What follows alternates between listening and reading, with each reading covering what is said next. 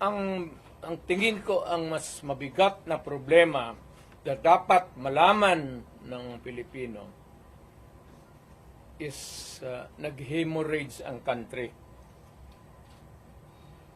Pati yung PhilHealth nga na hindi sa gobyerno, contribution natin yan kasi kung magpa-ospital ka, noon yung may pambayad ka, depende sa ano mo, category yung rates mo.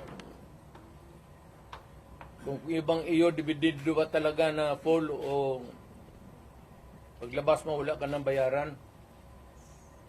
Yun ang ano noon, yung 16 billion na nilipat nila. That is the most dangerous at dapat putang inestapa yan.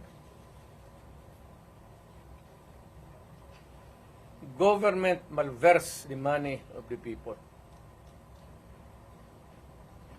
Ginamit mo yung pera ng ano? And even Congress cannot do that. Trust fund yun eh. Galing inyo yun. Ako pati akin. Contribution yun natin para pag nagkasakit ka ng cancer, uterus, may pangkapa-opera ka.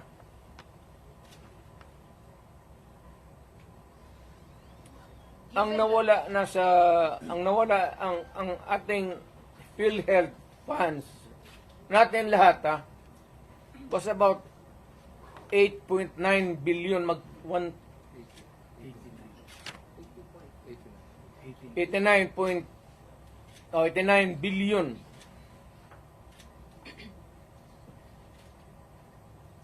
Of that 89 billion,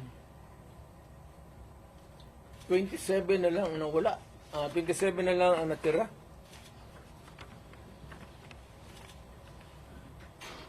Paano yan? Hindi man maano ng Kongreso. Ang atin is, bakit nila pinakialaman?